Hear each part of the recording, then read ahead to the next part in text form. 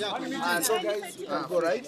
So let me first by welcoming you for this press statement, and maybe also just to thank you by the way for coming to support me in this press statement. So I'll start by just reading, and then maybe if there'll be questions, then you'll be able to ask me.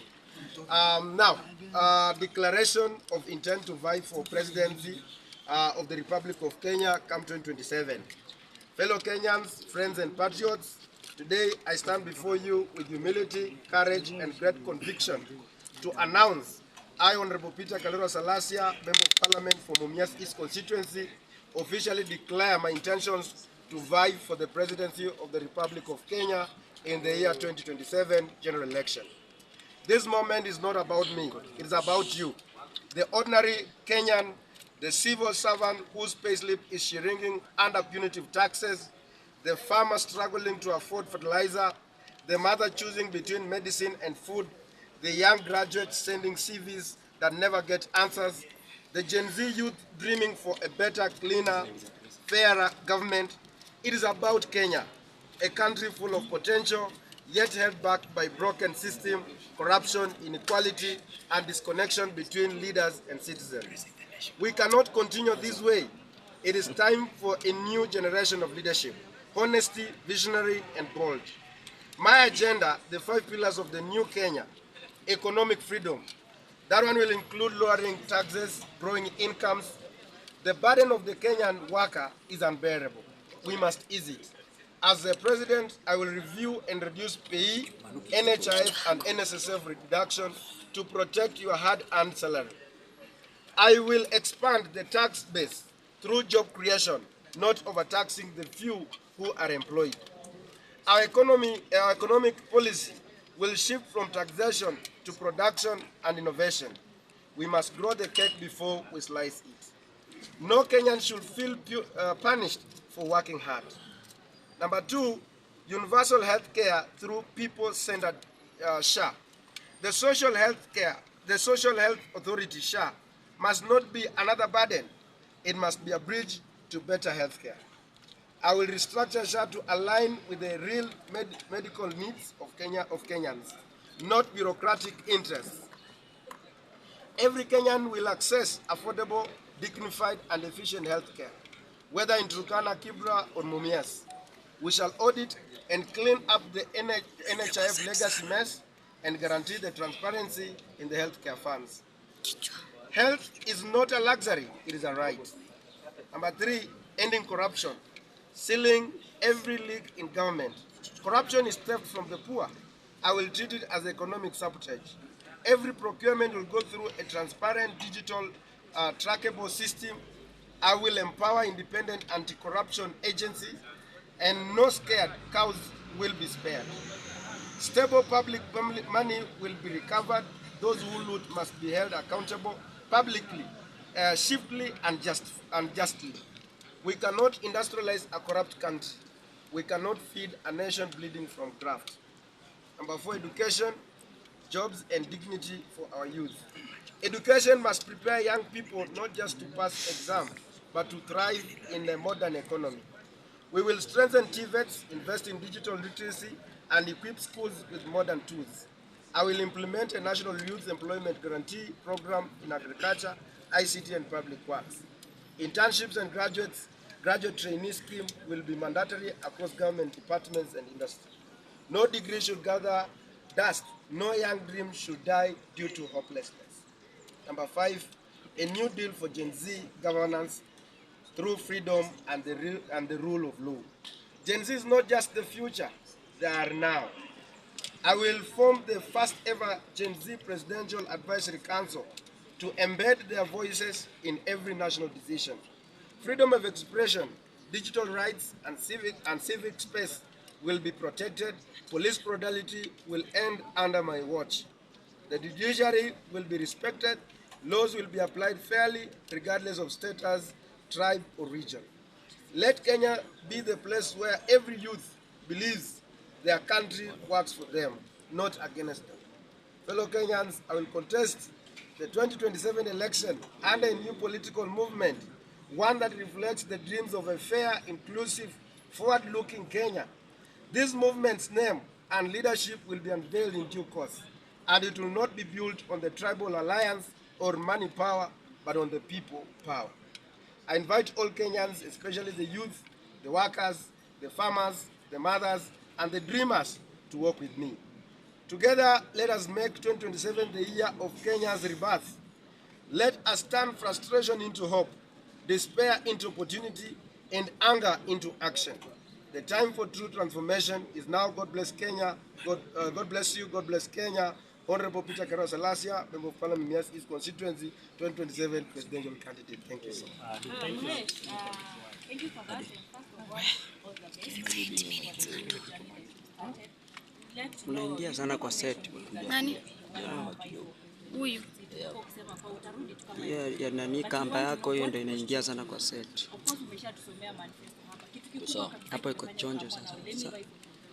Thank you. First of all, because we are not seeing the issues that the Gen Z or the young generation, because first of all, you know that the future of a nation belongs to the young people. And the young people of this country, they are worried about their future, because they are worried about the 30 years from now, 40 years from now, because the systems are not working, and the people who are occupying the system, they are not of goodwill or not working with utmost good faith in order to ensure that, because you remember that in the Kibaki leadership, there was 2030 vision 2030, but we are not seeing the leadership that is looking hard there, but we are looking at people who are self-centered and looking at the people who want, because everybody is saying that Ruto must go. Then who should replace Ruto if it's not Peter Salasya? Because the Kenyans want, or the young people want, a leader who is transparent, who is honesty, and who is ready to abide by the rule of law. And that is why I've been looking at the people who want to replace him. And then I say that they are not working. Remember, Peter Salasya has been just like a week or 2 weeks ago, I've been able to traverse the entire Western Kenya. We are now going for another tour of Nyamira, of Kisii, of Nyanza, coastal region, the northeastern, the eastern, and then the Mount Kenya, and then the Rift Valley. And because we've also seen that as much as we embrace from where we come from, the tribal, whatever, but the youth, the young people, are not interested about the who come, because at the end of the day, when these people get the opposition, it is about them. It's not about the other people or the entire community. It's about the few cronies, the few friends. And that is what now the young people, in their, what they want is the fairness in their CVs, fairness in their whatever, in whatever they do. And this is what has really made me to come out and say that as a young person, because by 2027 I'll be turning 35 years old. So which means that I'll be in a threshold to hold a constitutional role of being the president of the Republic of Kenya. Remember the countries like Burkina Faso, people like Kina Traore, they are young people, and you see that the darling of the Africans, because they want their country to be self-sustainable. And that is why you see people like in Obama, people who took when at the, because when I take the president at this early age, I know I still have like about, maybe by God's grace, I want to get to around 90 or 100 years by God's grace. So which means that I have to live with these people, and I have to maintain the legacy that will enable me to live good in happiness with these people. But these people, the older generation, they don't care. They think about few years remaining by God's grace. Okay, we are not praying for anyone, whatever.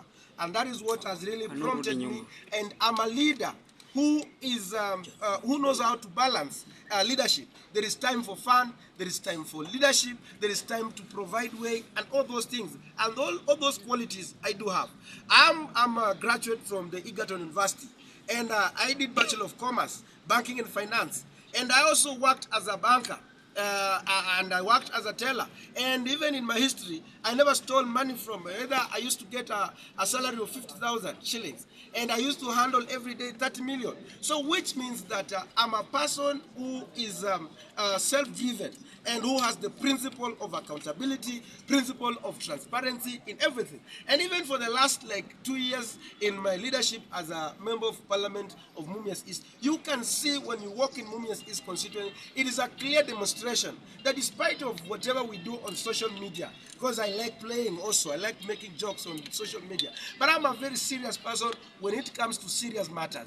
And that is why I see I'm the only savior, God-driven, God-sent leader that who can unite this country and bring people. I know there was some anchors that we were passing around when we were saying this community is doing what, but we have healed. We are now ready to bring all the Gen Zs from Nyanza, from Kisiaya, from everywhere, so we can move together. Maybe Honorable Salasya, thank you so much for telling us your intentions. We have had two issues in this country: independence of institutions. I think kuna venye institutions zingine ziko compromised, in bunge. What can you say about that? Is it part of, or is it a priority in the manifesto? That Yes, have to be part of my key manifesto is to respect the independent bodies. And one of the key reasons why this country is suffering is because the independence of these agencies, government agencies, they have failed. And that's why they cannot do what they're supposed to be doing. And if I'm the President of the Republic of Kenya, I will allow the Parliament to do their work. And I will not allow the Parliament to come to the State House. I'll be like the king, will be just like, because I will not allow even the parliamentary grouping in the State House. It will be like a simple, the father of everybody. Whether in the opposition, whether is in the government, supporting the government, we will all, they will be all my children. I'm not just saying I'm not my children, but I'm just saying because of the virtue of being the president. And I will allow the judiciary to do their work. And it will make my work easy. If I allow the judiciary to work, I allow the parliament to work, I allow the Senate to work, I allow the public prosecution to work, I allow all the DCI to do their work, I allow everything to do. I will be enjoying my leadership when I sleep because I know every institution is doing what they're supposed to be doing. Finally, there has been an issue of debt. Yes. As it stands, we're on about 11 trillion in debts as a country. What is your focus? How are you going to focus on that? And precisely, maybe hii imekuwa a policy issue that people are supposed to sit down and discuss before they borrow. But as it stands, it looks like it is dominated in a way that somebody can just wake up, take a loan, recommend a loan has to be taken.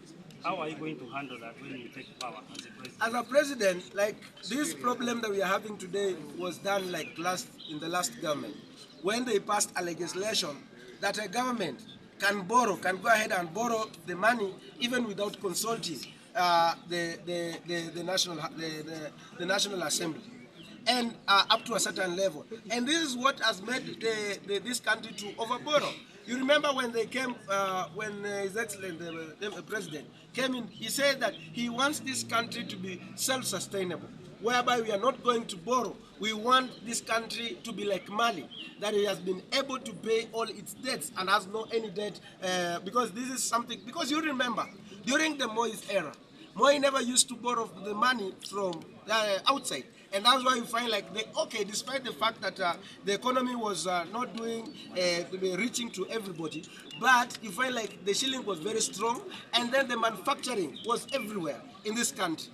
So from where I sit in that point of the debts, I will also do the inquiry on the debts that were committed by the previous governments that has existed before. Because we want to know, like for example, the Eurobond, where did it go? And we have so many issues.